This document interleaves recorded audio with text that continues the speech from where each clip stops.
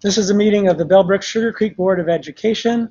This is a meeting of the Board of Education in public for the purpose of conducting the school district's business and is not to be considered a public community meeting. And today there will be no public participation during the meeting. All right, Dr. Kozad, would you please call the roll? Mr. Carpenter? Here. Mrs. Dorn? Here. Mr. Kinsey? Present. Mr. Price? Present. Mrs. Sloughman? Here. All right, please join me in the Pledge of Allegiance.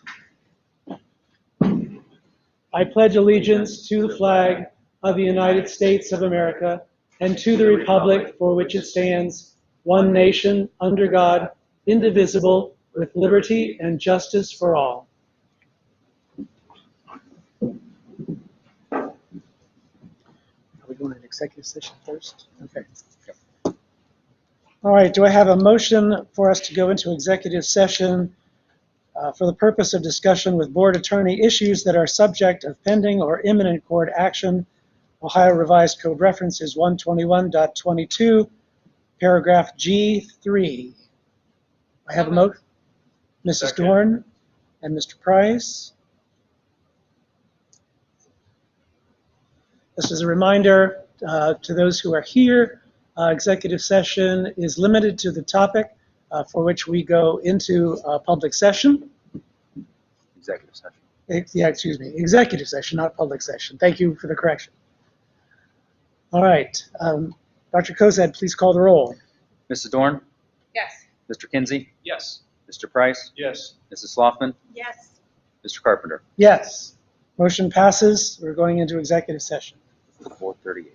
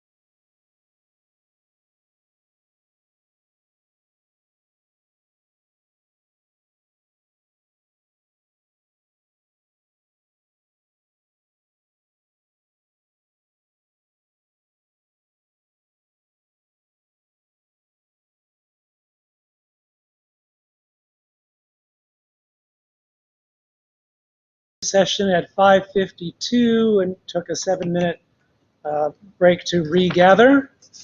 So at this time, we'll go on to items of information and discussion, the current COVID-19 situation in the district. And I know that Dr. Kozad, you have a presentation and material for us for discussion. Yep. So, again, I think we can all appreciate that everyone is trying to do their best to navigate a very difficult situation. We all have our students, staff, communities, or staff and students, and the students' needs academically, social, emotional, health, mental health, all in mind as we try to navigate these extremely difficult decisions. So obviously we heard from a lot of people last Thursday night, and then numerous emails before that and since then. So just to go through, got some information here. So we're talking about data, then protocols, and then masking. So those are kind of the three sections here. So the data here, and again, I showed some of this last Thursday. This is just an update of key indicators around the state, and again, these numbers continue to increase around the state. Looking more specifically at Greene County cases, so again, an increase from August 15th. Again, board members, you do have a packet of this. Yeah, it's in our. You do have. It's in our I mean, you do packet. have slides. Thanks. Yep, yep. And these charts were updated as of yesterday. Yep, August 30th of this one, and the other one is August 30th also. Yep. Yes. Yep. So as of end of yesterday, or they were updated yesterday. So Greene County on the 15th, again, 415 cases. On the 19th of August, 44. Now the 938 on August 26th. This is information isn't on there, but then on August 30th, 1,176 in Greene County. And a little more specifically, again, what I shared last week, up from 21 cases in our area code 45305, and I know that we are more than just 45305, but just to give a little context to it. What was it again, early August? Sorry? August 15th Yeah. was 21. Last was 1176. Yeah, August 30th was 1176 for Greene County. Yep. Early August, I'm sorry, on August 15th, not early August, the middle of August, it was 415. So it's over doubled in Greene County since August 15th. And in our area, or 45305, it's increased from 21 cases on August 15th to 53 on August 30th. So on August 19th, it was 33. On August 16th, it was 50. And then August 30th is 53. So again, continue to see that uptick also. Looking a little bit more specifically, again, this is updated as of Sunday. We have updated this since then because we're updating on it every day. But this is essentially the first full week of school is the top chart, and then the second chart is cumulative over the first week and a half. Again, this is on our website. So we had 24 cases in our second full week of school of students. Most of those were at Bell Creek, almost half. And then 2 positive staff cases, 183 students quarantined because of those 24 cases. I'm sorry, yep, 183. And then, so we also at the last board meeting talked about trying to see if there's some connections going on possibly within the school. And the only way to really do that, again, it's never 100% because you just don't know. But one way to look at this, and again, it's small sample size, but one way to look at it is the number of students or staff members that when they were in quarantine, so they were close contact, they went into quarantine, how many of those students became positive? And so the first week of school, or the second week of school there, 5 students at BCI, while they were in quarantine, became positive. It's not from a family member either, so it's non-family member. and 2 at the high school, and then 1 staff member. On those, do we have any knowledge about masking status for any of those? Either All unmasked. those positive and then the subsequent quarantinees? Correct. Correct. They were all unmasked. Yep. Both the positive and the direct contact. So none of those were lunch contact. That would be the only place where we would have quarantined a masked child. Would have been lunch. Well, they wouldn't have been masked at lunch. Right. Correct. They wouldn't have been were masked. all- okay. They wouldn't have been Ignore my masked at lunch. Ignore my question. Yeah. Thank you. Before we leave this slide, Sure. Again, I really appreciate you starting to update daily so we get a feel for what's going on a daily basis with something that appears to be moving quicker than it was midsummer. Mhm. Can you take a look at Beaver Creek's website and how they're reporting their data? Because what they've got among other things, they've got a bar chart that shows you by week, because this is showing me by day, not what we have, and I've got what's cumulative, but I don't necessarily see what's happening week to week easily from, at least as I understand it from this right here. So I would request that you take a look at what they've got and see if we can improve our display of information. I think Beaver Creek has pretty much a model way of doing it. But that was with the 2.5 minutes I took out of a very, very busy day to look at it. But it seemed to be a little bit more intuitive and complete than what we have here. So if you would, please take a look at that. So they have a cumulative weekly look. Is that what you're saying? Yeah, among other things, yes. Okay. All right. They've got it broken out. We're on week More of a what? trend. I think Yes. It shows a trend. Okay. All right. I will take a look at theirs. Just take a look. I mean, there's some other things there, but that's the one that most caught my eye. Okay. Thank you.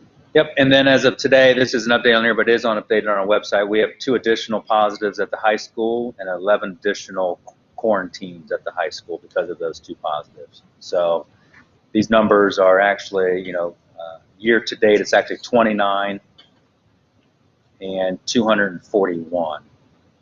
But I pulled this as of yesterday. I'm sorry, as of the 29th. If that makes sense. Say that again. I'm sorry. So on August 30th, since we're doing a daily look now, on August 30th, Okay. on August 30th, we have 2 additional at the high school with 11 quarantines. Thank you. Yep, since we're doing a daily. So looking again, I look at last year's, our highest positives in a week last year was 13 total. We did that a couple times in January and March of this past year, and we had 12 week of November 11th. The highest quarantine, so we had 24 this 1 week. So the highest last year was 13. The highest quarantines in 1 week last year were 210 and 188, and then we had 183 this year in our second week of school. Any other questions about that? I know Again. we don't have it tracked this way, but maybe just anecdotally, is it possible to say how many of these are cafeteria, lunchroom? If I had to guess, I would probably say 30 to 40% of them. And we'll get to that later too. Okay. Yep. Thank you. Yep. Audra, somebody check on the audience, make sure that they can be heard online, and they were having trouble hearing your voice. So when you speak up, I'll be loud. yeah, there you go. Okay. Bring it Can in you there. hear us? So, There's a slight delay. This is the only one I can hear. Okay. I'll use my Sure. Air Force voice. there we go. All right, on to the next slide here. So looking at attendance. So this is the daily attendance rate summary for the first week and a half of school. So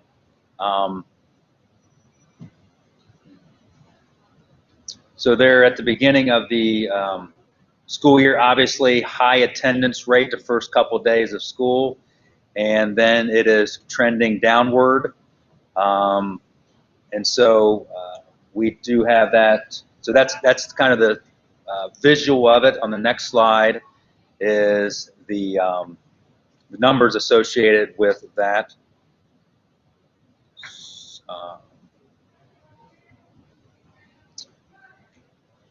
So again, at the 8/24, I'm sorry, I only have, do I have all the dates with me? So starting in the high 90s there and working its way down as of yesterday to about 86% attendance. So it's dropped from high 90s, which again, first couple of days of school is pretty typical, and then has worked its way down starting on August 24th at 91%, August 25th, 89%, August 26th, 89%, the 27th, 88%, and then August 30th, we're at 86%. So of those absences, about half are due to quarantines.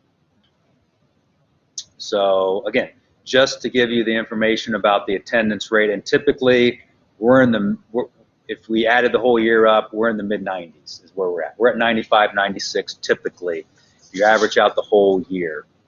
And so obviously at the beginning of the year, you would expect much higher attendance rates than you would maybe during December, January, February, those kind of things, and they all kind of average out. But again, about half of those absences are due to kids in quarantine. So questions about those? That information. Again, trying to look from globally, big picture to state to down to our district level positives and quarantines, and also our attendance rate. Again, so the attendance rate can be important just because, you know, maybe there are kids that aren't feeling well. Obviously, we don't want them to come to school, or maybe they're not feeling well and whether in quarantine or so forth. So looking at the attendance rate is very important. Okay, if we go on to the next one, protocols. So again, this is the chart from ODH that I'm sure we have all seen. It's fortunately or unfortunately maybe ingrained in my head.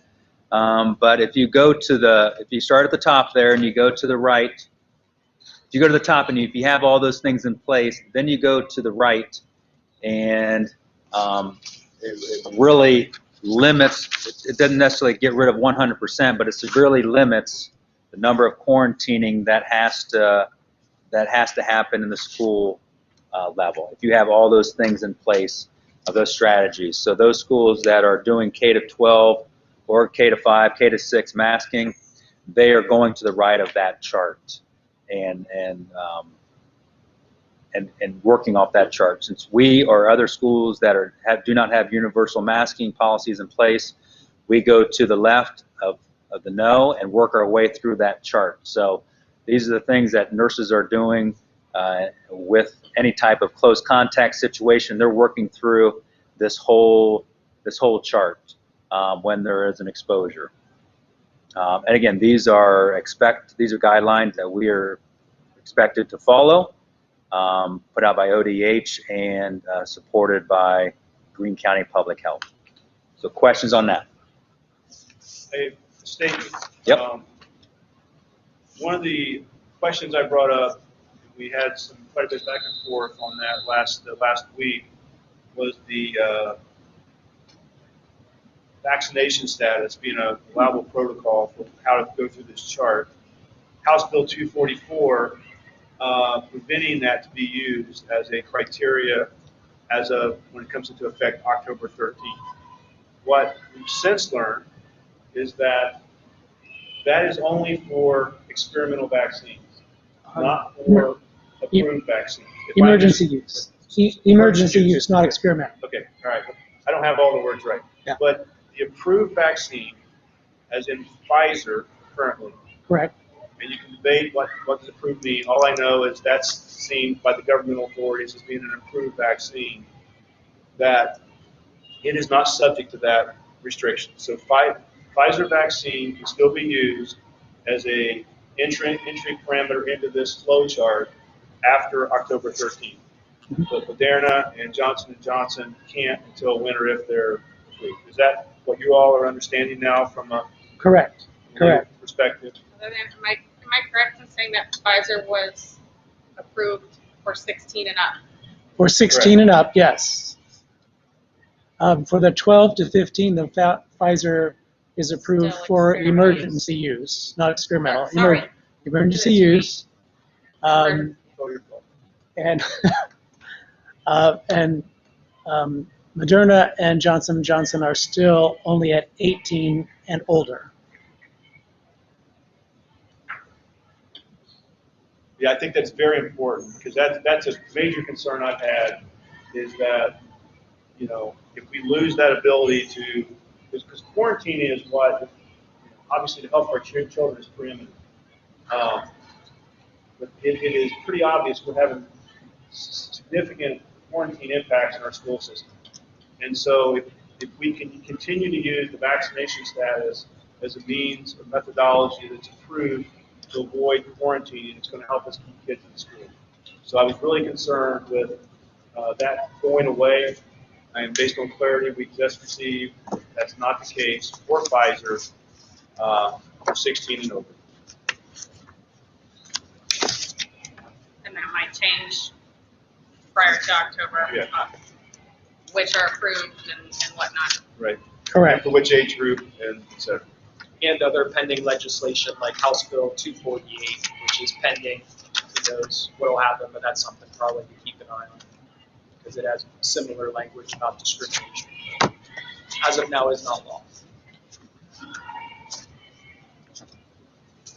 But it is my understanding that as that date grows nearer, that updating of this is not ours. Updating of this is ODH. Speaking of Green which, County Public Correct. Health. there was new guidance, because I think you maybe mentioned it, but there was new guidance dated today, August 31st, on the Ohio Department of Health's website.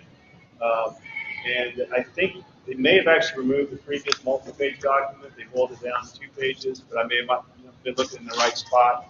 No, I think it's just for trying to clarify things. I don't think they removed Okay, so anything perhaps it's just more necessarily. prominent on that page now.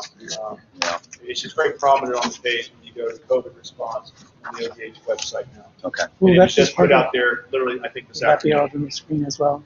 No. I don't Okay. have time to fit on there.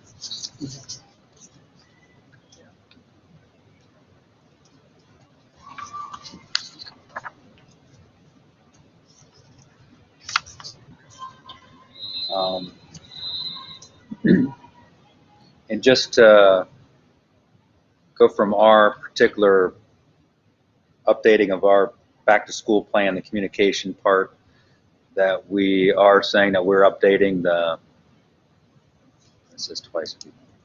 That should say we're updating it every day, every school day.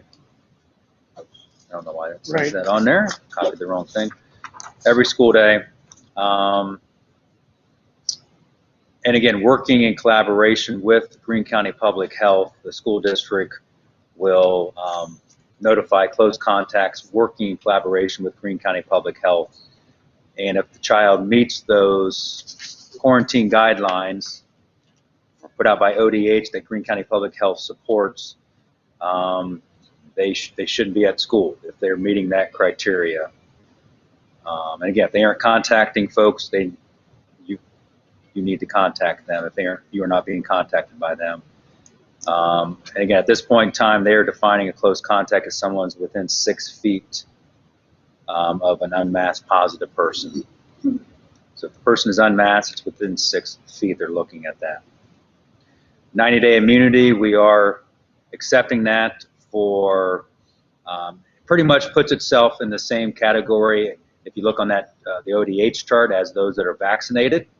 So you don't need to quarantine at home, but you still need to wear a mask for 14 days or 7 days with an antigen test or PCR negative. And then we are looking into also with Greene County Public Health about the acceptance of an antigen test. So antibody. I'm sorry, antibody, not antigen, antibody test. And so I posed that question to them. They're supposed to be getting back to me. Can't hear. Right. Are people able to hear at all?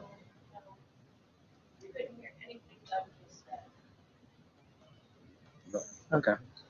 Is the microphone That's only for working at for home. streaming? Yeah, I think it's just streaming. Okay. Yeah, can you get that mic for us, and we can maybe just get a couple of them and hand them around?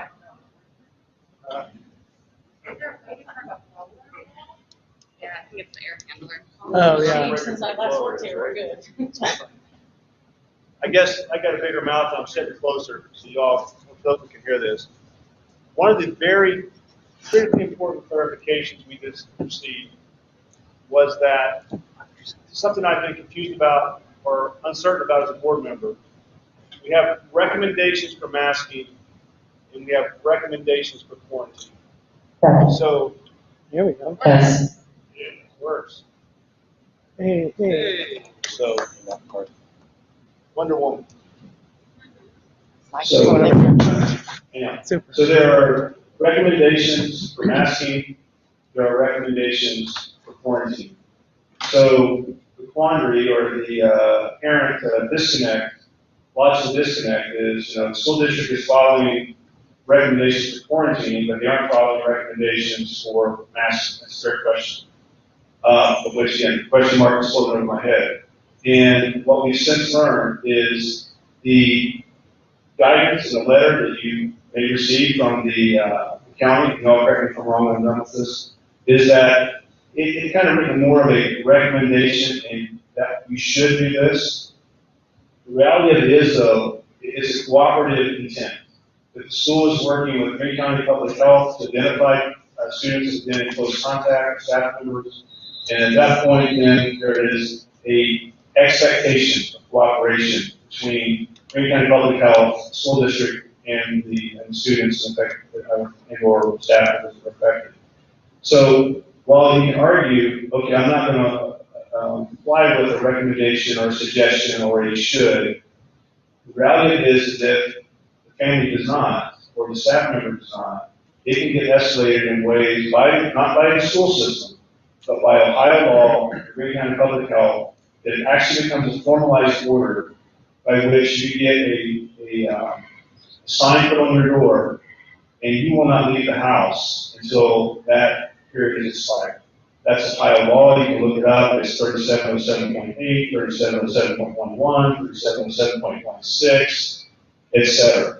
And so you can look at 3707.34. So it's that old adage I heard, way back when, it's kind of a cooperate, graduate kind of thing. If you don't follow the recommendations for quarantine, if you've been contacted by Green County Public Health, probably they're not going to like what happens. Because they can show up with an official order, lock your door, and keep you in your house a couple of weeks. So if I missed that, please clarify. That's But great. that's really important, because that somewhat explains the dichotomy between when you're following this recommendation and not that recommendation. So if I didn't have it right, somebody please correct me, but that's what I understood. I don't know about the lock your door part. Well, I heard a chain and an armed guard in the front door. That's what I heard. Just kidding. So I think what you're trying to say here is that while what you're receiving from the school, if your child is identified as a direct contact, a close contact, is a recommendation, there are teeth behind it, should you choose to Ignore it. Yeah. not Not by the comply. school, Yeah. but by the public health. By public health, not by us. And the reason that the school is as involved as they are is we have to cooperate with the public health agency, but also just that Green County Public Health is slow on the draw. And so. And in fairness to them, they're over vastly saturated, responding to all this, not just from our school district, but from everything throughout the county.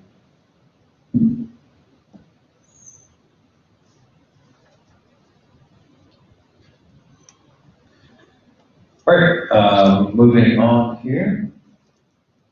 So just some key points here for discussion. Time and effort and focus have been the first 8 days of school, 9 days of school, have really been focused on COVID rather than learning. We really, it's been extremely challenging to manage at the district level, at the building level, nurses, administrators, teachers of not only close contact tracing, but calling folks, working through those flow charts, teachers working with students that are quarantined or absent. So it is becoming increasingly challenging to manage the situation that we have right now. And again, some places more so than others. You look at the numbers, much more so at BCI than the other school districts just because of the number of positive cases there. So BCI is getting hit really hard. So again, it's been for folks there working out. I would probably bet there's somebody right now working over there, either A, catching up on some things, or contact tracing, or calling parents. The past 2 weekends, that's what nurses administrators have been doing over there, and at night of trying to work through all of those situations.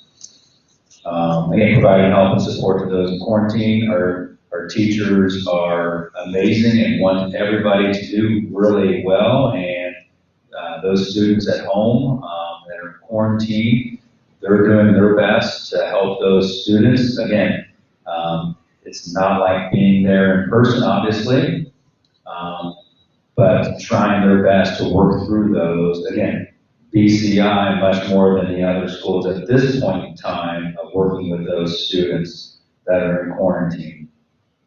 Steve Bell and BCI lunch changes. So again, we've had quite a few students quarantined because of the number of kids in close proximity at Steve Bell and BCI. Those changes are coming this week where we will either A, eliminate or drastically reduce the number of students that would be in quarantine because they're unmasked during lunch. Obviously, you can't eat and have a mask on at the exact same time. So spreading those students out. But what we had to do was we had to go to 6 lunch periods rather than 3. So lunch periods, kids are eating a little earlier, some kids are eating a little later. We're bringing in extra support for supervision and recess and lunch to be able to supervise those students. But that is coming this week. Again, continued staffing challenges and shortages. Let me go back to the Sure. Steve Bell situation. I visited both schools last week, and just from an observational perspective, I was much more concerned about what I saw at Stephen Bell than at BCI. We were in a room that's probably, I don't know, 2/3 the size of the cafeteria at BCI.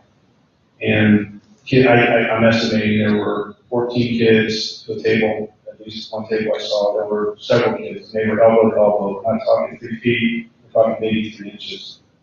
And so, in talking to Mrs. Keaton, again, I have full confidence that she's doing her best over there, so there's by no means criticism of her whatsoever, or the staff. But in discussing with her, they were constrained to the one smaller gymnasium, and so I asked about expanding into the other gym, or whatever, and it was problematic. It was further complicated by the fact that the kids now are being served meals that are dished out versus last year's bag lunches. And so kids are standing in line for longer periods of time inside of 3 feet of each other, even though they are masked. Our guidance today was 3 feet or more with a mask. Now we've got kids inside of 3 feet with a mask. And ultimately, they drop the mask to eat it, what is expected. And so I remain greatly concerned about the situation at Stephen Bell with the kids as close as they were, and I'm really curious as to the specific mitigation steps that have been taking place over there. I understood well what Mr. Phelps is doing at BCI. We're going every other table and added 2 extra lunch periods, and so it seems like that is going to be a bigger mitigation than what I think is maybe possible at BCI. So I'm really curious. It's Stephen Bell. So I'm really curious as to what your understanding is, what's going on with Stephen Bell. You're saying BCI, I mean Stephen Bell. Well, both of them, they're going from 3 lunches to 6 lunches. So there's going to be half the kids that are going to be in that cafeteria, and then they're going to spread out tables as much as possible. And it's the same strategy they had last year. And so we had very little, if zero, quarantines due to lunch exposure at Stephen Bell. So we're going back to what we were doing last year. I believe when I was there last week that Stephen Bell already had 6 lunches, as I understood it. It was BCI that was adding the extra 2 lunches. Because No, they're adding extra lunches. okay. Well, if they had 6 when I was there, it's No, they didn't. Okay, got it. They did. They had 3. Okay. Mrs. Key was talking about going to 5, and then she worked it to, I believe, go to 6. So they're, yeah, they did not have That's 6. So that was an artifact of having 3. Yes, definitely. So they're going to change tomorrow, is my understanding. They're going to it tomorrow. BCI is going to it Thursday. Thank you. Yep. Staffing challenges and shortages, we are already finding it difficult to find subs, even though we did increase some of our pay rates. Just like everybody else, they have shortages in every single area. That's teacher, custodian, special needs assistants, bus drivers, nurses. So there's shortages in all those areas, so continue to have those challenges, and luckily, very luckily, we've only had a couple staff members that have been positive and then very limited quarantine, so we've been very lucky with that. Again, so we've been very lucky in that situation, but that challenge is still out there, staffing, and we don't normally, in a traditional year, we wouldn't find those challenges at this early in the year. That would be something we would probably find in April and May. But to having that challenge in the second week of school is a concern. So that's just something else to keep in mind. Some other key points, this is just information here. At this point in time, we're the only K-12 school district in Greene County without a K-12 mask mandate. So all schools either are going to that, either the next day or 2, or they're already there. So that's just another piece of information. Other key points as we continue to try to make decisions of, are we trying to be reactive or are we trying to be proactive in our situations and our decision making? So, again, the quarantine processes, that's probably more of a proactive of trying to mitigate or to decrease the number of student positives. But again, some of those students, they aren't showing symptoms. They didn't show symptoms throughout the whole time of quarantining. So that is a very, again, just like everything else, extremely challenging and nothing clear cut. And then also, just something else to keep in mind here that, last year we started the school year on hybrid. We did that through Labor Day, and then we did it also around Thanksgiving winter break. We never went virtual last year, and so it is my opinion that we, at last resort, to go virtual, and then second to last resort is to go hybrid. I think we all believe that kids learn best in school and in person, and trying to do those things that we need to do to help ensure that that we don't go to hybrid or virtual. Again, those are also very challenging and taxing on parents, because probably this year, last time, a lot of parents were working from home in our community, and so doing anything like that would be extremely challenging for our school district.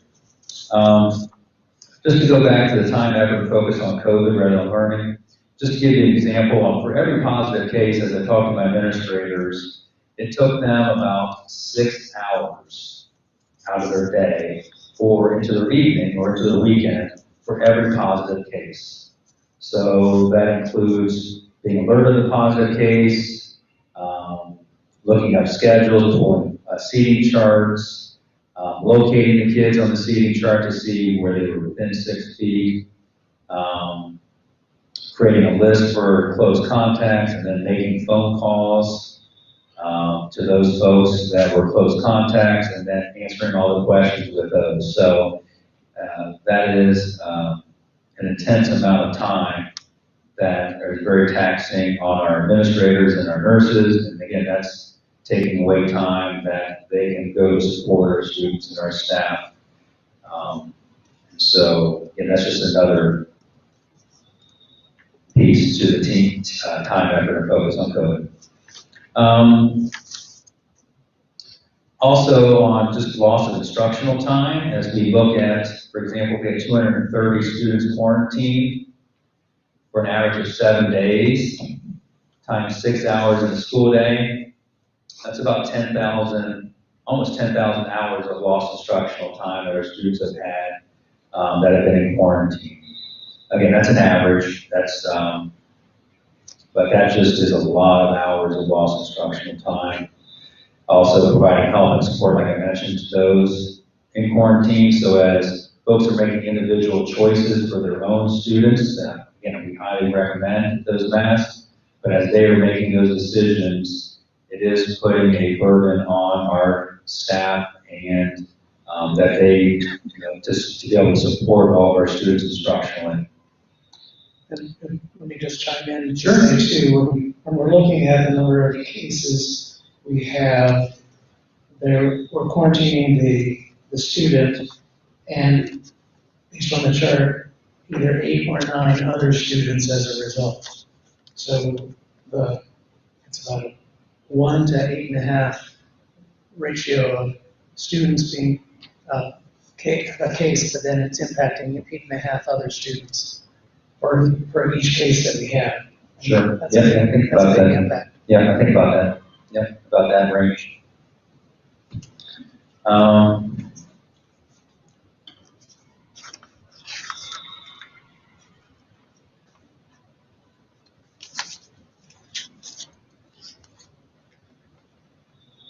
Again, there are some other schools that have already gone virtual. Huber Heights, Wayne High School went virtual. We'll be going virtual, or starting to go virtual, I think, tomorrow for a couple of weeks. Lebanon is also going virtual for a little bit of time. I don't know any more details on those situations, but to my understanding, it's due to the number of quarantines in those schools.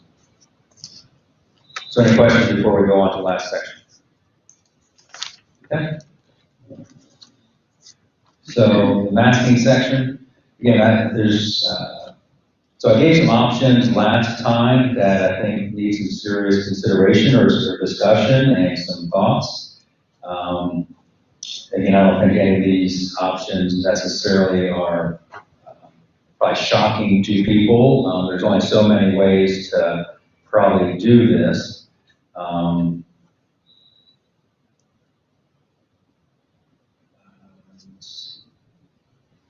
Just trying to see if there's anything I want to add before that. Again, so if you look at other school districts, there's a variety of positive cases in quarantine. I'll just give you a few of them. For example, Centerville this past week had 42 positive cases. They have 55 in quarantine. They're K-12 masks. Huber Heights is optional or recommended, but optional. 41 positives, 225 quarantine. Oakwood is 2 positives, 7 quarantines. Bellbrook-Sugarcreek is 58 positive, 179 quarantines. They were K-6 masks. They are moving to K-12. Xenia at 32 positives. I don't know how many quarantines they have. I know Kettering is K-12 masks, but I do not know positives or quarantines for them. So if I was doing my math right, and while we were getting those statistics, it's about 1 to 3 or 1 to 4 for the quarantining cases versus quarantines. Does that look about right? Except for the ones. Except for Centerville at the beginning there. 42 positive cases and 55 quarantine. Oh, yeah, that's. Yeah, but the other ones probably were like that. Yeah. There was one that was more than that, right? It was 200 or something, right? Huber Heights is 41 positives, 225 quarantine. So that'd be about 1 to 5. And they had quite a few at the high school, so I mean, that's why they're moving to the high school, moving virtual to high school down by Wayne. Microphone, please. So we got an email today, I think, from a parent pointing to Oakwood as a district we usually use as a peer reference. But as I understand it, Oakwood just went back to school. Half of their school started on Wednesday, or that just started Friday. So it might be a couple weeks when you use Oakwood as a peer district. I did some rough math not easy math because size of school is not on these dashboards and how you figure in staff is difficult, but, roughly, and I only looked at positivity, like positive cases, I did not look at 14. But I looked at our district, we got roughly, if you factor students and staff as our population, 0.8% of our population has tested positive right now. I looked at Centerville was 0.4%. And then I don't remember the other three. I also looked at Kettering, Bellbrook-Sugarcreek, and Springboro, as some districts are easier to find these numbers than others. But I looked at those three, and they were 0.7, 0.8, and 0.9. So the same, roughly the same, with the exclusion of Centerville, positivity rate that we are experiencing. And I think that's a testament to the fact that folks are living their lives right now. I think a lot of spread is not necessarily, not that spread isn't happening in schools, but spread is happening everywhere, and we are much more open as a society right now than we were a year ago. So it kind of makes sense that we're all seeing similar positivity numbers. I think the real story here is quarantine, and then looking at the extent of quarantine and what we can do to minimize that, because I said this before, that's what will take us to a bad place. Right, the issue is the number of quarantines and not the number of positive cases. And not that Not that, positive cases aren't important, but I Right. think that we've seen all of these districts with different mitigation measures in place. And again, we're looking at a week and a half or 2 weeks worth of data here at this point. We'll have better data as we go and compare ourselves to other peer districts. But we're seeing similar positivity numbers right now. And again, that was very rough math based on district quality profiles and trying to find population numbers for their students and whatnot. How recently they update their dashboards, so. Good for them.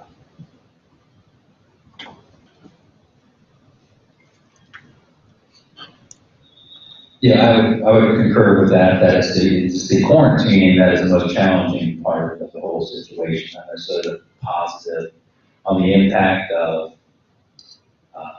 teaching and learning going on in our schools. It's the quarantine that is really becoming almost, and again, depends on what school, more manageable in one school compared to the others at this point in time. But you just never know when that's gonna happen.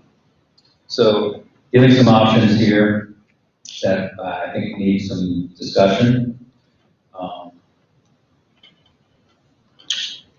Staying with mask recommended, but not required. It's kind of our status quo. That's what we're doing right now. We're recommending them, but we're not requiring them.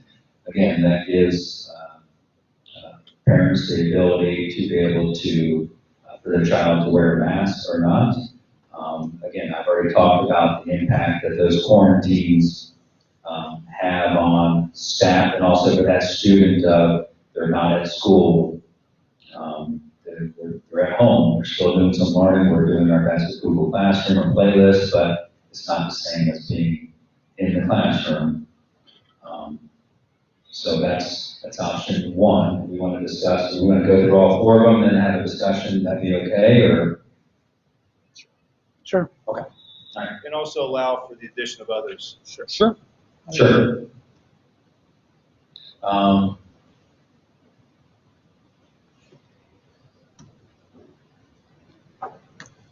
You might be pressing the button. Can you show us number 2 as well? Well, Well, you're a quick reader, you saw all of I them, mean, right? we can show all, yeah. Mass mandate K to 5 or K to 6. So again, the challenges with that, again, of having it up to grade 6 is obviously those are the students that are traditionally can't be vaccinated at this point in time. The challenge of adding sixth grade to that, obviously that's in this building, so the other two grade levels would be eligible for vaccination.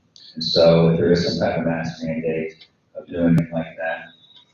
And then option 3 of some type of mask mandate K to 12.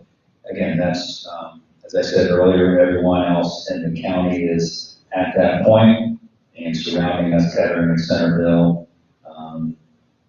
I don't believe Waynesville is. They haven't started yet, though.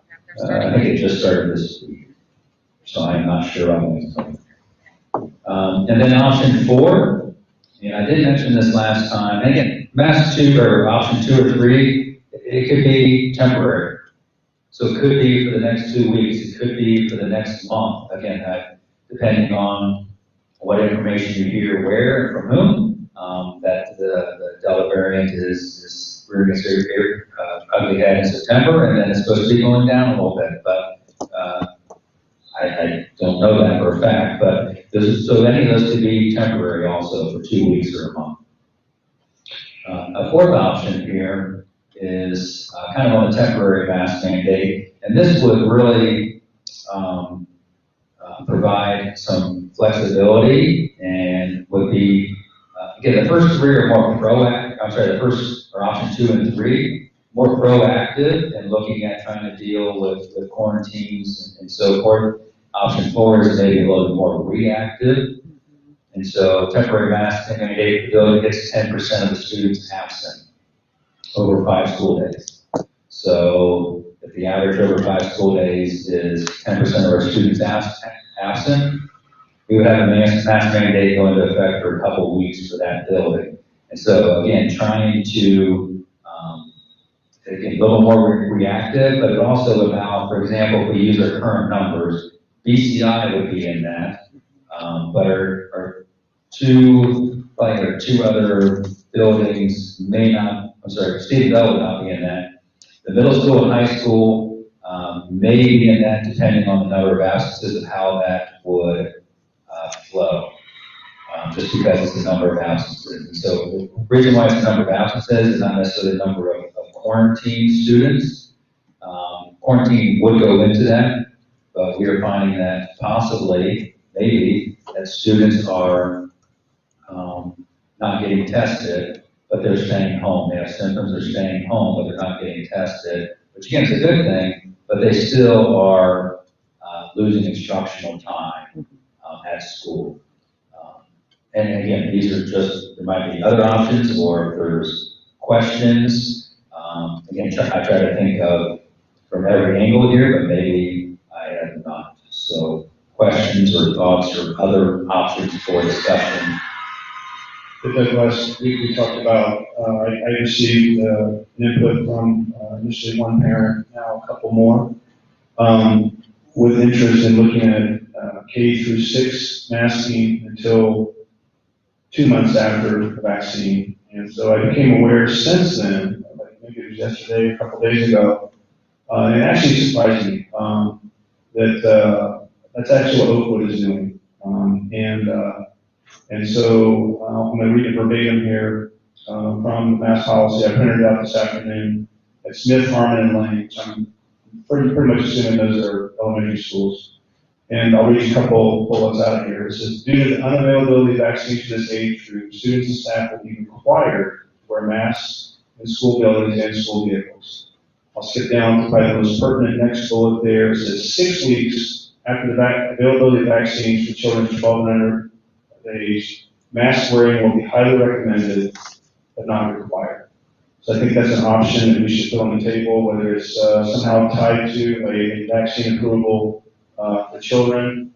And then I'd like to offer a more, just break it out as a separate option that related to what we just talked about. Basically consider K through 6 masking, but it will be renewed at each board meeting. So each board meeting, when we come together, we can see what's going on in the district. And then, because unfortunately, if you tie it to a vaccine approval, that might be next year. And so you're going to commit yourself to, if you go with option 5, to being stuck with that decision until, a vaccine is approved, if ever. Option 6 would allow for a smart renewal based upon what the district is actually experiencing, but it wouldn't just be until further notice. It would literally require renewal in each board meeting. So those are two separate options. I would call those option 5, time into a vaccine. Option 6, a renewal at each board meeting for grades K through 6. I have no problem with the 2 additional options, but I strongly recommend that we poll our parents before we decide for them.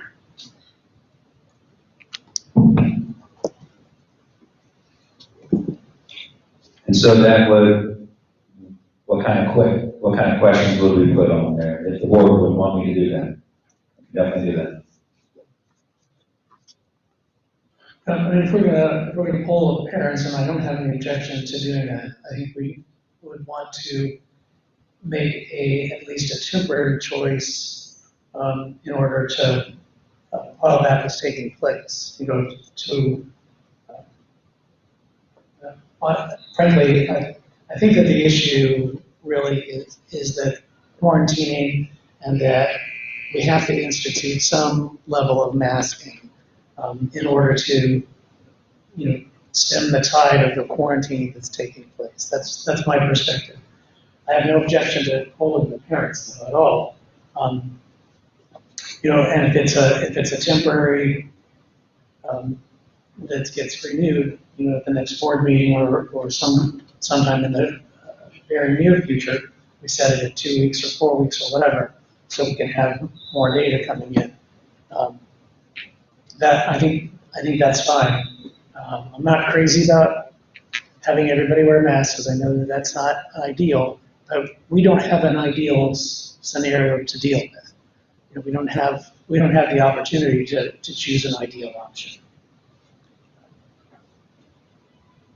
I'm opposed to option 3, do the mask mandate K-12, because we've got students who can get the vaccine. You don't have, that can diminish the quarantining if they're going to choose to get the vaccine. But I don't have a problem with a K-5 or K-6. That's kind of where I'm coming from. So I'm open it up to other folks' perspective. Yeah. I just want to say for the record that I'm just extremely frustrated that it seems like all of the conversations that I've been privy to all seem to be dealing with how do we get around quarantine numbers, how do we avoid quarantine numbers, and I'm not hearing a lot truly about the health of our children, which really needs to be first and foremost our first priority. So I'm not going to rehash it. We had excellent input at the last meeting, 4.5, 5 hours of that. I really appreciate that. I'm not going to rehash all that. Just kind of as a summary, one side of this doesn't own the science altogether. We've had medical MDs arguing one side. We've had medical MDs arguing the other side. We've had educators in our district arguing one side. We've had educators in our district talking about the detriments that they've seen that masks have put in to children, individuals, and just as classes that are falling behind and not where they should be. All the data and all the information and all of the strong recommendations are available to everybody. I just keep coming back to the fact that I believe that our neighbors are intelligent and informed, and they're the ones to make the proper decision for their family and for their children.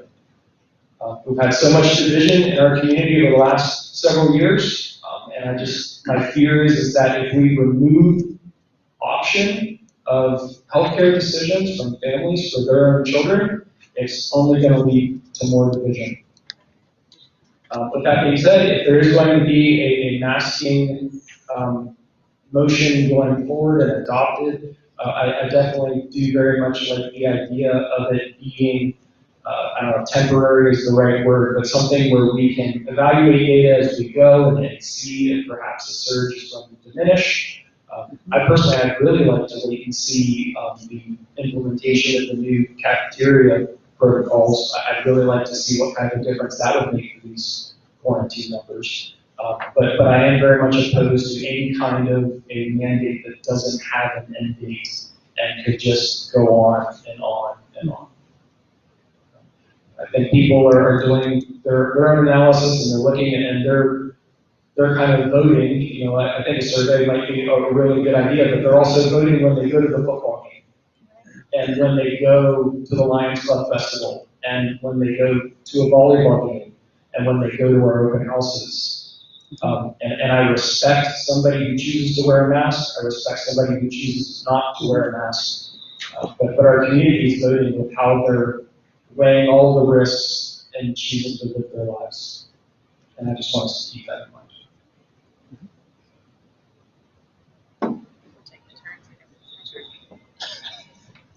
It doesn't have to be. I think it's on. All right. I think regarding these options, number 4, I liked originally because I'm a negotiator by trade and it seemed creative to me and flexible. But the more I think about it, I think consistency is key for little kids and going back and forth could be challenging. And I think it could drive wrong behavior in that people are sending their kids to school to avoid them being absent when they aren't feeling well. So it could have an inverse effect of what is really, like you said, the best interest of healthy kids. I told you, Dr. Presser, I was going to ask you for a recommendation. I would really, I respect your opinion very much. I respect the opinion of your administrator very much. I am not in those buildings every day. And I work another job, and I do not have to live with the consequences of this like you and your staff do. But I am a parent. So I am going to ask you for your recommendation, even if your recommendation is either this or this, or even if it's not definitive. I do want to know what you have to think. I agree with Mike regarding if we do take any measure tonight, that it is measured, that it is temporary. I can never speak for all of you, but you can nod along if you'd like, but there is no one sitting on the stage that wants to mandate masking in our school. No, I agree.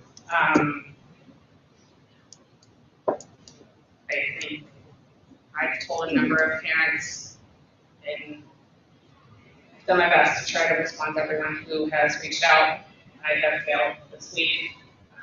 The numbers have been overwhelming, and I respect people too much to just give them a cut and paste.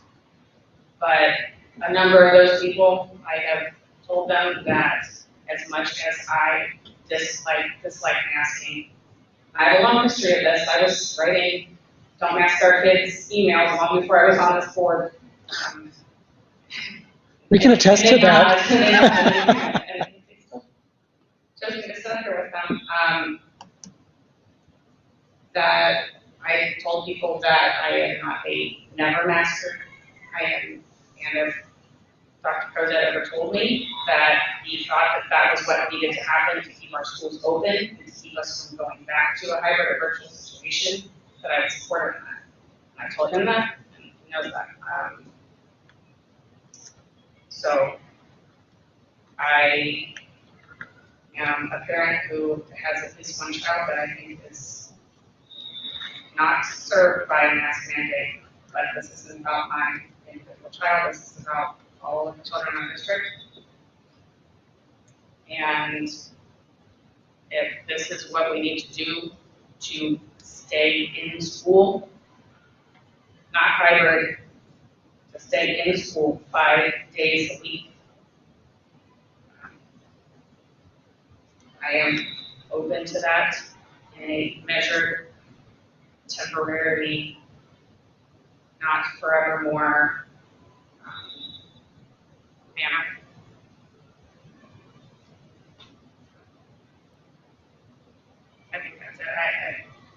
I'm open to a couple of these options.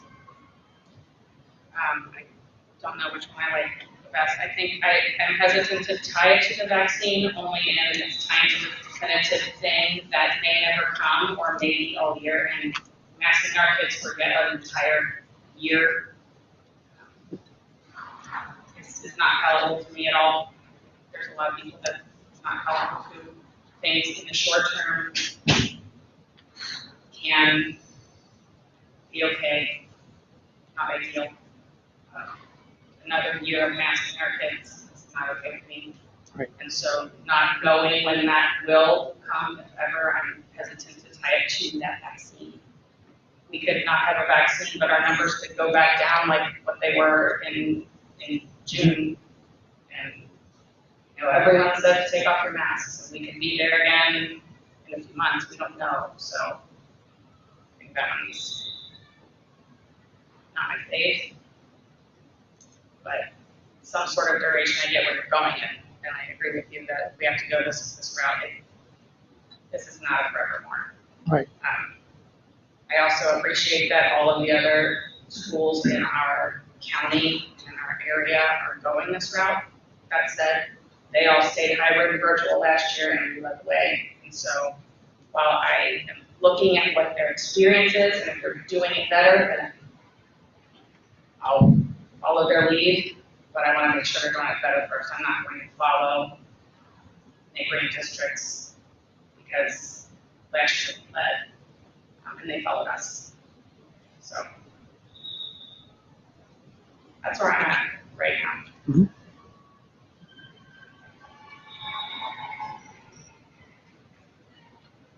So are you going to give your recommendation, or are you not prepared to do that? I would really like to hear further input from everybody on the board. Right. Audrey, I thought you spoke, as you always do, far more eloquently, concisely, and beautifully than I ever could. And all of us have received, my thank for your comments as well. And it's spot on, it's logical. Again, we've been inundated, but I don't mean that in a bad way. Thank you for all the community members that have reached out to us, regardless of your position. We're the better for it. We're better informed. We're better in touch with the sentiment of the community than we would be if you weren't contacting us. Thank you. One came out last week. Thank you. I don't care. I would say there till 2 o'clock in the morning last Thursday. I don't care. And it would have been Friday like this, but it was all good, and I'm really, really deeply grateful for y'all coming out. So I just personally, to me, it is, I cannot ignore the compelling argument for parents that are fully convinced that their child is being put at risk by factors that are outside of their control. If they want to go to Bellbrook Online Academy, well, guess what, that's not an option anymore. So essentially, they have no palatable option for education except sending them to our wonderful schools, which normally we'd be quite excited about. When you combine that with the fact that they can do their darndest to protect their child, and yet they come in contact with those that, for whatever reason, trust me, those are compelling reasons as well. There are many, many parents that express concern with children with autism, children with special needs. It is overridingly compelling to me to listen to that on both sides of this. But at the end of the day, to me, when I realize that these parents have real substantiable fears for literally the life of their child, of coming to school because other children in the mask do not mask. And you can debate this to the nth degree, and you can find studies on both sides. I understand that. And personally, I think masks are of some value. How much, I don't know. They're not a chemical warfare mask that will protect you from sarin gas like I saw in the military for 29 years or whatever. They're not that effective as a given. But to say they are not effective at all, I think is not being, it's disingenuous to say that, or else just, you're not open your mind to the possibility. I had a discussion with one of my older sons, and I said, I don't see how the masks work, and this is back months ago when we first kicked off, and his point to me was, Dad, maybe it's 99% not effective. If it works, one person can get infected, who then goes out and infects 8 more, who then go out and infect 8 more. Then you can see, and I'm like, okay, that's kind of hard to argue with that. And so, just to wrap it up here, to be very clear, I don't know how exactly we're going to do this, but I am going to make a motion for what I'm calling option 6, which is K-through masking for 30 days. It will expire at each board meeting. We will smartly evaluate and respond and vote on it at that board meeting. It addresses both of your concerns, that we don't attach ourselves to some nebulous thing out in the future when maybe our cases go to 0. And I don't know. And I think they actually did somewhere in July. The cases in the county went to 0, and for 1 day maybe. And so I don't want to say, well, we're still sending our kids with masks, even though we have no substantiable reason at that point to do it. The CDC is not going to change their guidance mid-year. That's going to be for the entire year. It's not, by the way, it's their recommendation, right? So what I will do when the appropriate time comes within the Robert's Rules of Order or whatever, I will make a motion this evening for K-6 masking, 30 days, renew each board meeting. And the primary reason for that is these children do not have the option for vaccination. And once that is no longer a factor, then at least my vote would be to not renew the masking mandate. So that's my position. About an hour later, I'm going to make a motion, K-6 masking renewable with each board meeting.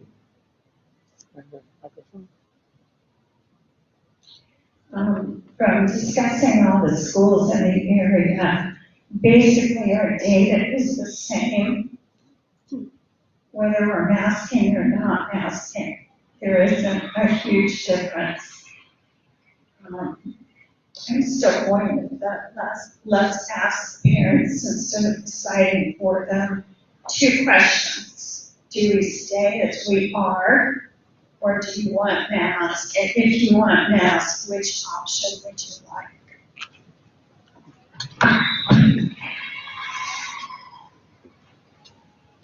All right, we don't have a second on the motion that Mr. Price made, at least at this point.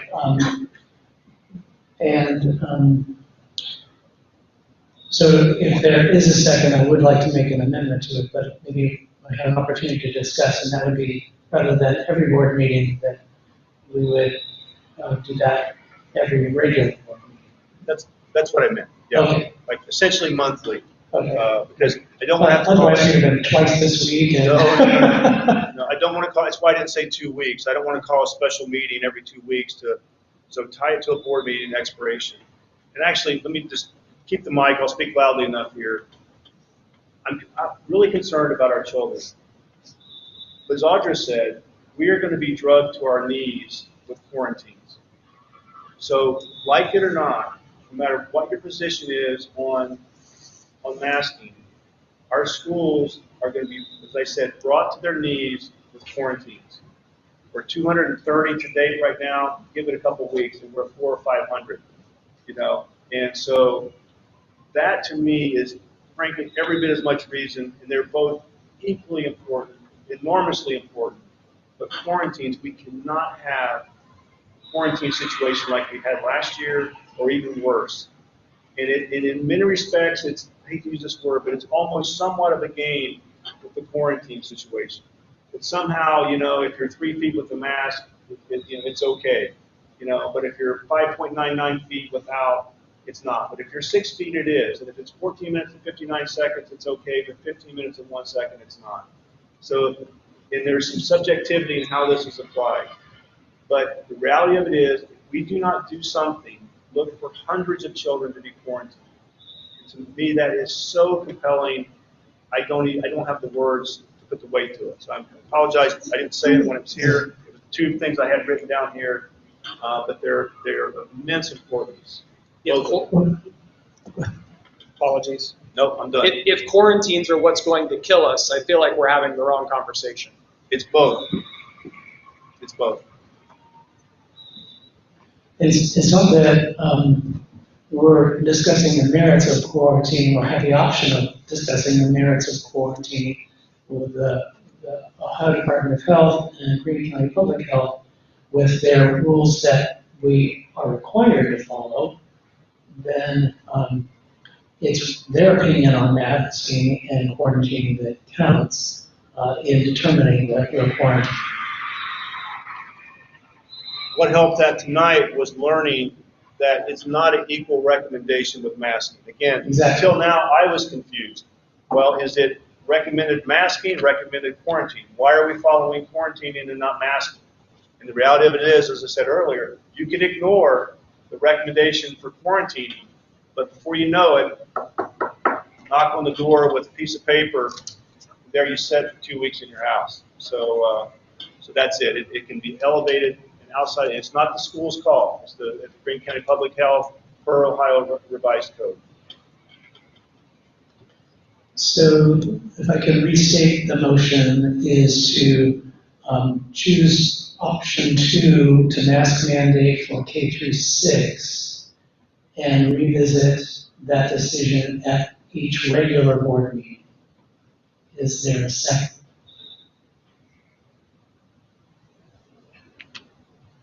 Just seconding to discuss that. We We have need next discussions. a second really is needed in order to discuss it. I will second to discuss that. I have some points I wanted to make Please. regarding it. Sure. Please. So we do have a motion and a second, and we're open for discussion and or amendment. So, I hear what you're saying, Mike, about the merits of, well, not merits of quarantine, but we're having a long discussion. But I think the discussion is the merits of in-person schooling, like at this point, to an extent. Are we at the point where if we do not take an action, we are at We're at risk for. dire risk of not being able to maintain our in-person school posture? Right. A parent made a point to me this week, and it was a perspective I had not considered before, and I think this arose from that one class at BCI that was so heavily impacted by both positives and, of course, quarantines. We have 5 positives in one class, and we're going to have quarantines as well. But the impact on the kids who are not quarantined, because that class virtually cannot move forward. Even the kids whose parents did masks and the kids who were not quarantined are remaining in the classroom. As the number of quarantined children grows higher, the rate of instruction or the efficiency of instruction will slow down. I think there's a converse to that, and I think the efficiency of instruction is hampered by masks, right? So there's a balance there, right? Okay. Yep. I think that understanding how many times you have to repeat yourself and how many times a teacher spends their day telling a kid to pull up a mask, that also does not make for an efficient education. But the point is, we'll take on that high numbers of quarantined kids do not make for efficient education. Even for those who chose to vaccinate or mask, or who just simply aren't quarantined and remaining in the classroom. I think one thing before I'm willing to make any decisions regarding this, I think the topic of exemptions for any particular mandate needs to be addressed. Mhm.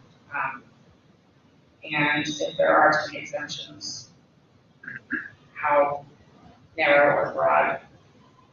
I'm open to hear your opinions. I think it would be good to know what were our exemptions that we followed last year. For the last year's medical exemptions, we really didn't have any other exemptions until the last, or requests for those until last fiscal. They were all medical. I think. Yeah, well, I'm sorry, No, because I was going to talk to that, actually. If it's okay, I would like to offer 2 amendments to the motion. The first one being, sorry, maybe this is implied, that it would be K through 6 in the building, Was that your intent? Yes, I would agree with that, yes. Okay, inside of the building? Inside the building. So that would be one amendment that I would ask, K through 6 in the building. adding the words in the building. Excluding playground, excluding outdoor recess, Right. or outdoor. Correct, yeah, recess, outside gyms, outside instructional time, anything outside of the building, sports, you know, that the amendment would be in the building. Okay. Thank you for that entertainment. And then the second amendment that I would like to offer, and unless you would like to handle these one at a time. Let's do it. Mr. Parliamentary.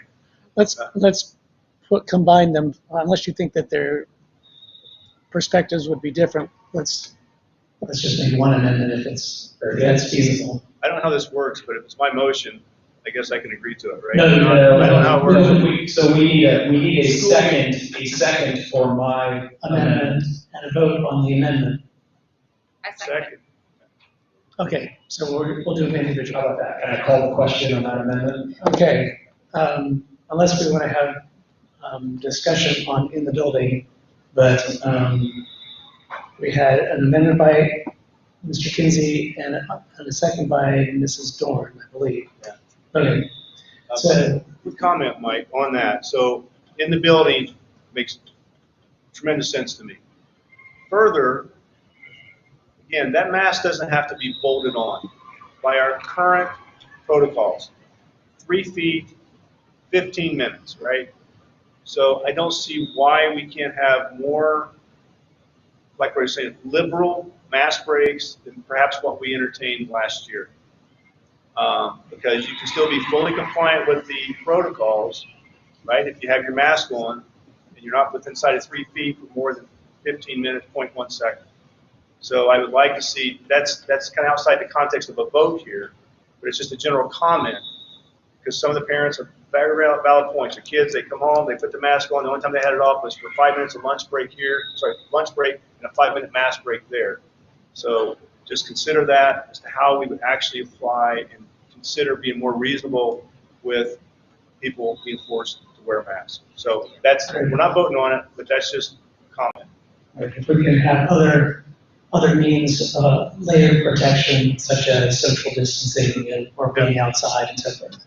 It sounds like maybe that would be recommended guidance, how an implementation might be explained. Yep. Yeah. I think, I might be wrong, I think catering included in theirs, in the facility when social distancing cannot be maintained, and I don't know if they specified 6 feet. So for example, if we were in this room, we could probably social distance 6 feet out right now with the number of people that are in this room.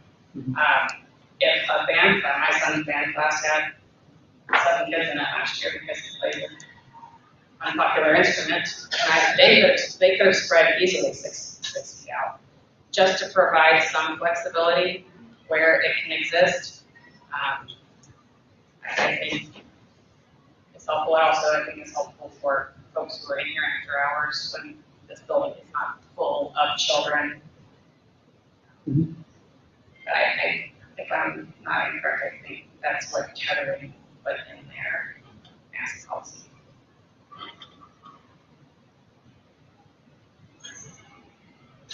So I'm hearing an amendment to the amendment.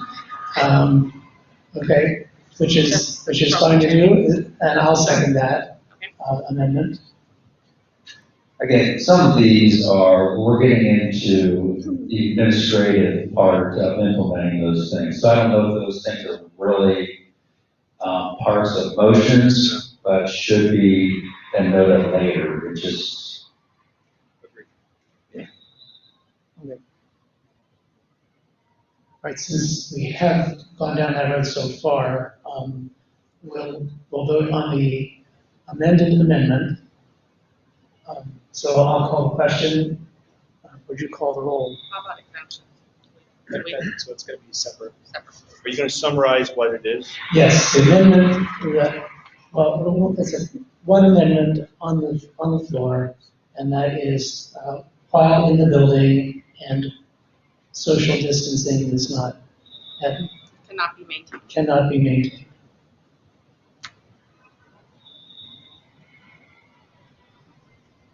All right. Want me to call the roll so you can write? David, can you read the whole thing again? So this is a vote just on the amendment, Right. not Just on on the the amendment. original motion. Okay, This thank is you. only to amend the original motion. Correct. Do you need it reread? No, not now that you specify. Okay. So, Mr. Price, Yes. Mrs. Sloughman, No. Mrs. Dorn, Yes, Mr. Kinsey, Yes. Mr. Carpenter, yes. So the amendment, the motion for the amendment passes. So we still have the original motion as amended.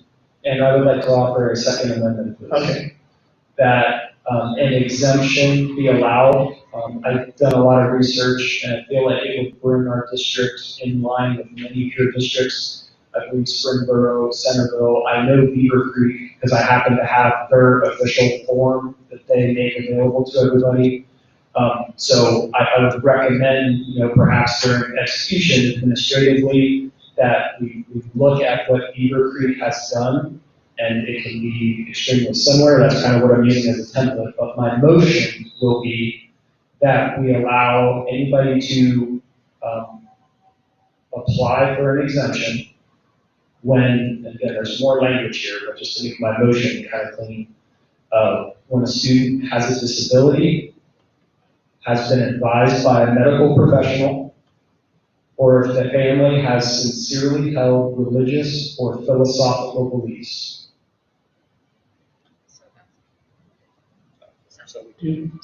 so that, if I'm not incorrect, mirrors, maybe loosely, maybe not that loosely, the current vaccine exemption policy that exists in Ohio already, in Ohio state law. Correct? Am I remembering that correctly? I believe that's where they got this from. That there's a religious, there's a medical, and there's a strong, the words are escaping me, but strongly held Beliefs or beliefs conscience, or, against her conscience, against her conscience or something. yes. Can you explain philosophical? I would say that that's up to each family and their deeply held beliefs. Just like I don't know that I can explain religious. That would be up for each family. I understand that when you're talking philosophical, isn't that pretty much what we have now?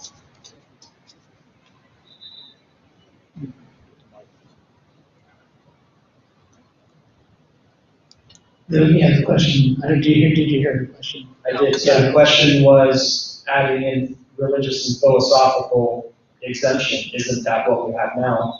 I would say no. If the motion passes, we would have a mask mandate, and then therefore it's on each family to have to opt out.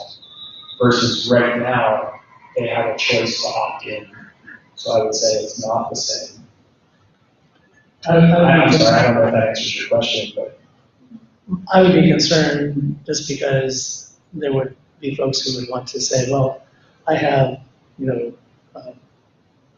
convictions philosophically against doing this. And just because and my philosophical objection is, I don't want to. Right. So I think that would be abused. Just a perception. I think we had some experience with that at the end of the school year last year when we had a number of unusual requests at the end of the year because there were suddenly new religious exemptions that hadn't been in place during the whole rest of the year. And just to further clarify, just to add to that conversation, just because there's an exemption, I would want to ask for some type of documentation for that medically, religiously. I don't know how how that philosophical belief, I don't know how that paperwork would look like. But just because there's an exemption doesn't mean you don't have to do anything. We would then talk with that parent. What are some reasonable accommodations that we can make for that student? Maybe they wear a face shield. Maybe they stay 6 feet away from folks, maybe they do X, Y, or Z. So because it's an exemption doesn't, and everybody else has to wear a mask, doesn't mean that they just don't wear a face or any type of thing. Sometimes there might be that there's something medically that they can't wear anything or they can't keep it on their face or so forth. Maybe they're a student with disability or so forth, that they just can't keep that on there. So we would look at each individual case to see for that exemption. I personally would be very supportive of disability or medical, but absolutely not for religious or philosophical. David, I share your sentiment that it would be broadly used and basically would undermine the full intent of what we're trying to accomplish here, or at least if the motion passes. So. Did you say that correctly? Can you say that again? I'm sorry. I would not support a religious or philosophical exception. Oh, okay. The other, medical and disability, yes. And, or IEPs, so forth. That'd be medical or Yeah, it could be medical, yeah. disability. Yeah.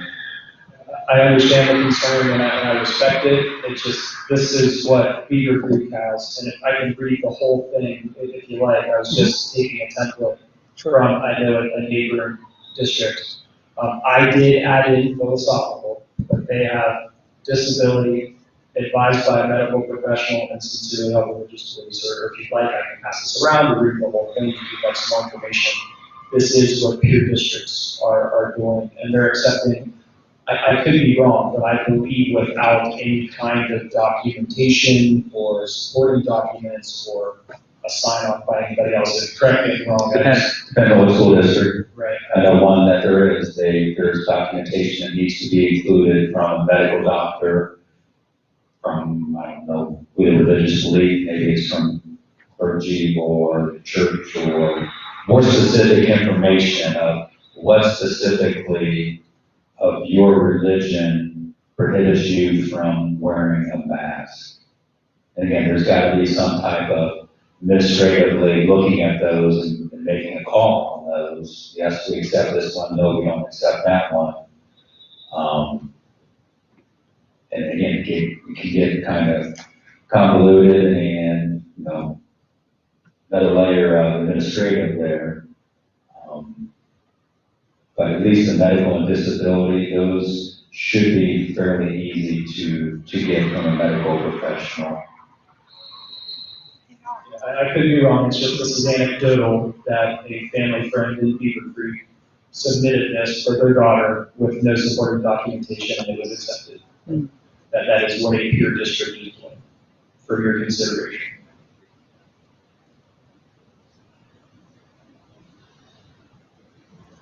Again, just to be clear, just because they're exempt from wearing a face mask doesn't mean that we would say, okay, now you're going to wear a face shield, now you're going to stay 6 feet away, now you're going to sit over here. So those accommodations would be worked out with that student and those parents, which adds another layer of complexity to the whole thing.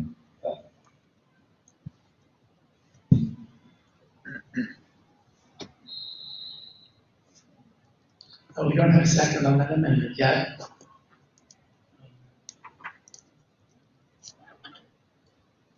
Do we want to treat it in multiple parts? Talk about medical and disability exemptions? Yes, the first that amendment dies, I'm happy to treat it as an amendment in parts, and we can do student has a disability as one part, and student has been advised by a medical professional as another part. Okay, I would second both parts on that. Other discussion?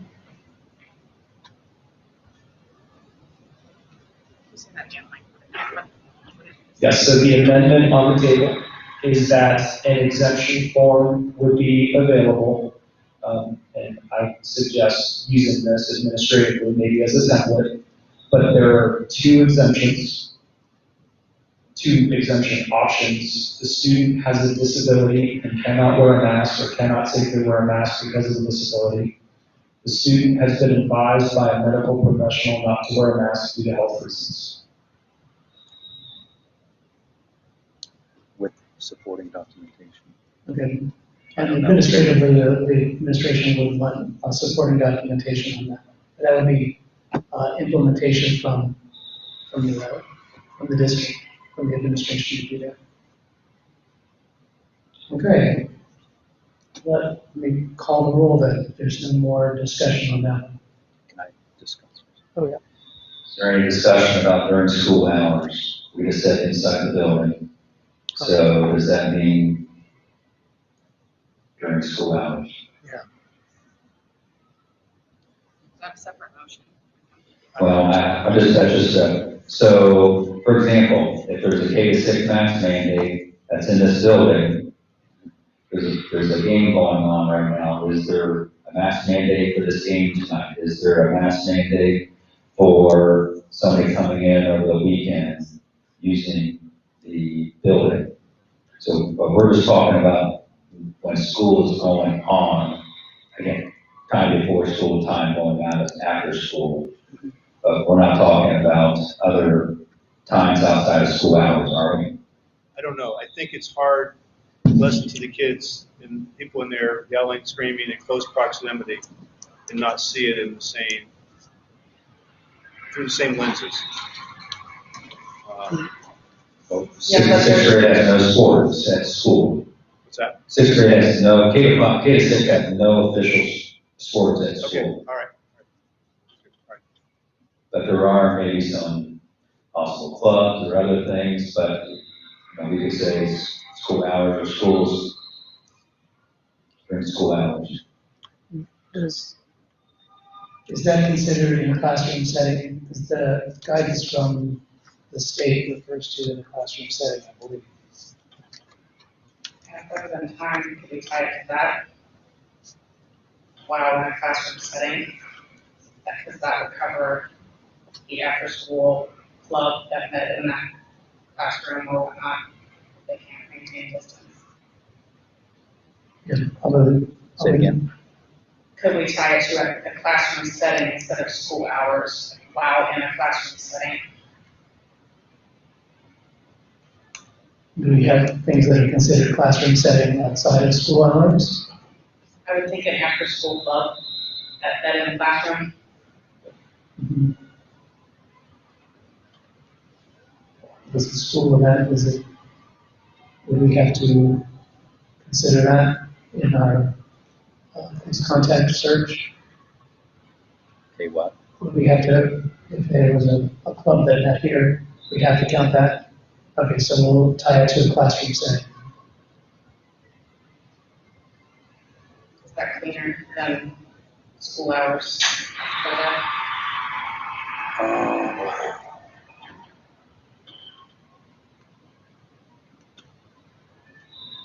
I'm kind of thinking that up to administration, actually, for everything through it.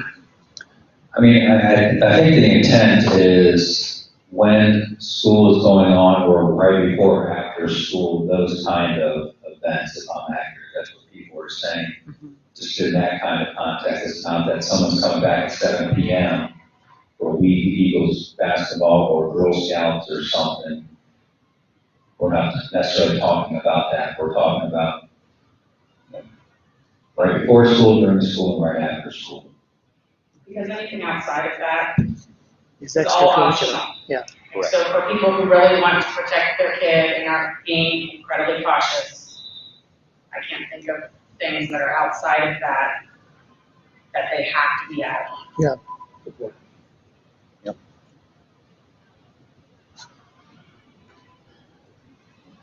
I have other clarifications too. Okay. Not pertaining to that, but something else. So there was a second to my amendment. Right, so let's finish with the amendment. And then I think we could address administrative concerns or issues just as far as implementation is concerned, kind of like the legislature makes the law and then the ONC and the CMS, they interpret the law. So the amendment on the table is to include exemption for disability and or medical medical reasons as advised by a medical professional. So, Mr. Price, Yes. Mrs. Sloughman, Yes. Mrs. Dorn, Yes. Mr. Kinsey, Yes. and Mr. Carpenter, yes. So motion passes. So the amendment passes. I think the rest are going to be administrative questions, so Possibly. possibly. Okay. So this includes all students, staff, and visitors during school activities and before and right after, or before and right after school, and the after. Okay. So obviously it's students, so we're talking about staff also, and we're talking about visitors. I would say yes. If students are wearing it. The one outlier I'm thinking of would be like a band concert or something at night. I think I'm comfortable leaving that up to administration. If there are one-off things that seems prudent, where large Mhm. gatherings of that age group students are, Mhm. like a band concert they're supposed to attend, that's part of their class. Yeah, I would agree. But Exactly. I don't think we need to hash all of that out. I think that it's up to you or building principal to decide and publicize that that is a rule for a particular event or setting. Any others?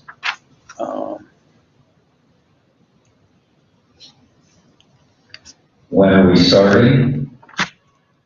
And when we say go until next meeting, our next meeting is next Tuesday, next Thursday, correct? The 9th. And so we don't have another board meeting until October something or another. And that would be our first time to review. So at that point in time, that's when we're going to have another discussion. At the latest, we would have a discussion about K-6 or anything else. Is that what we're hearing? I believe I heard it would sunset and there we would need a new motion to continue at the next meeting. Indeed. Yes. It needs to be every board meeting, we essentially reinstate it. It will expire unless we reinstate it. So September 9th, we'll reinstate it. And then we have to go into our process, continue. So would we want to go to reinstate it on September 9th, or we want to wait till October? I would say September 9th. That gives us a chance if we're going to do a survey. In the meantime, to have heard from the community, and we could respond. I don't know if we can crank out a survey that quickly or not and digest it, but at least it gives us an opportunity to hear from the community. Okay. So I'm hearing from, do I have consensus on that? So just to clarify, when would we start? Immediately. Well, probably Monday. Well, because, again, next Thursday's meeting, we're not still on Monday, so today is Tuesday. Tomorrow, implementing anything, I think would be unreasonable. So Thursday would be the earliest, so we have Thursday, Friday, Tuesday, we have 5 days. Is that what we want to do, implement for 5 days, and then have another vote?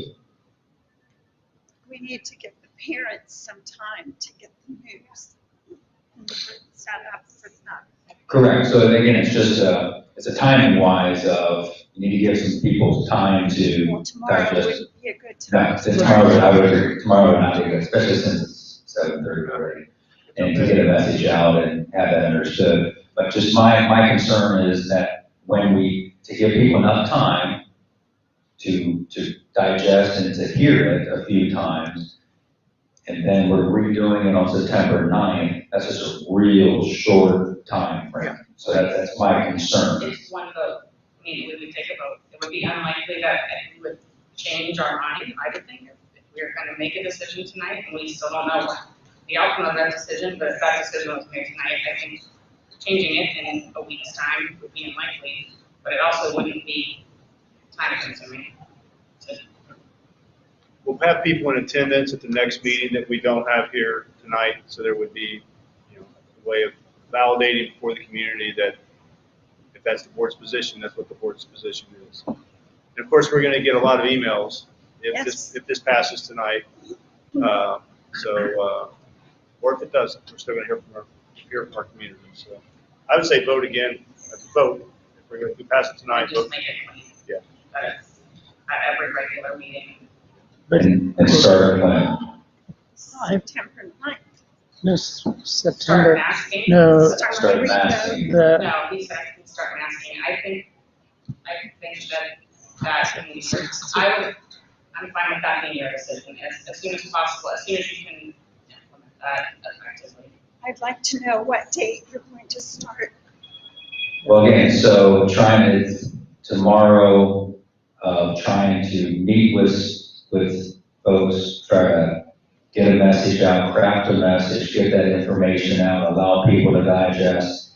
It, probably Thursday is really pushing it. Yeah. Friday would be okay, but getting that message out, that would be the earliest. But then you have a 3-day weekend, and you have 3 more days there, and then that's what we want to do. Friday would probably be the earliest that we could do something. Just logistics and getting the message out and so forth. So is that something we want to do before the 3-day weekend? Yes. I'm fine with the day after Labor Day, I am too. but that seems like a reasonable time to start. We acknowledge that, but I think on the 9th is just too soon to be able to say, is this working for us or not working for us? If you're gonna do it, the sooner you do it, the sooner the quarantine coverage stops. We can utilize a 3-day weekend to get some people who are currently quarantined off of quarantine and almost be able to start fresh after the 3-day weekend. Even if we could push it to start Thursday. Like waiting until after the 3-day weekend is going to amass, I assume, more Potentially quarantines. more. Okay. I'm not Thursday's saying I'm going pushing to it. go before this, but I'm saying if we're gonna do it, I just think, do it. I think Thursday is unreasonable to just get everything in motion. It is Tuesday night to get a message out, to talk to my staff, to make sure questions are answered. Thursday, I don't think is reasonable to have a good rollout. Friday would be the earliest, I think, in my opinion. That said, if the decision is made tonight, the community is going to know, and there will be a percentage of the community that will comply. You know, they'll know it's coming. Hey, they aren't going to read the fine print, and it doesn't really kick in until Friday or next Tuesday or whatever. So you're going to see some response, I believe, as early as Thursday. What I would recommend very strongly is if this motion passes, that we have masks conspicuously and abundantly available as the kids, not that they ask for them, no, they're there as they go by, you know, whatever, in the teachers' classrooms or wherever, how we're going to do it. So they're readily available to them. That will obviously facilitate this actually being implemented.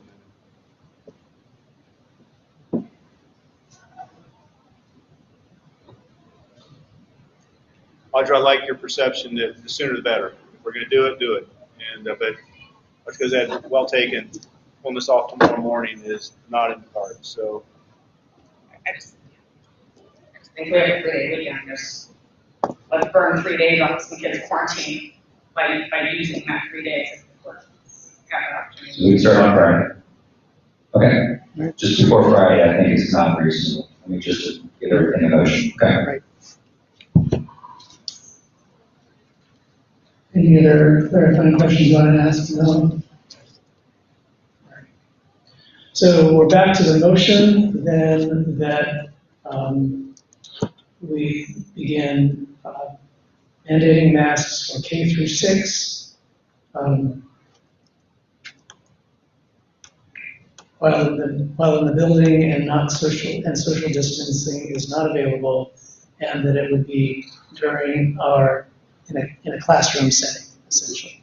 So essentially during before school, during school, shortly after school time frame, it must be renewed at each board meeting. and renewed at each board meeting, each regular board meeting. Thank you. Okay. Any other discussion? All right, I'll call the roll. Mrs. Dorn, Yes. Mr. Kinsey, No. Mr. Price, Yes. Mrs. Sloughman, No. and Mr. Carpenter, yes. So the motion passes 3-2.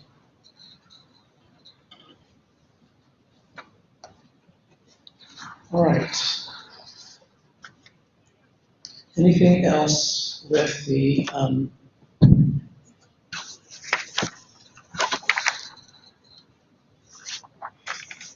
we don't have any other topics for our special board meeting? Anyone have any last comments or questions? All right, so we had a motion for adjournment. Mr. Price, Second. Mrs. Dorn, second. I'll call the roll. Mr. Price, Yes. Mrs. Sloughman, Yes. Mrs. Dorn, Yes. Mr. Kinsey, Yes. Mr. Carpenter, yes. We are adjourned.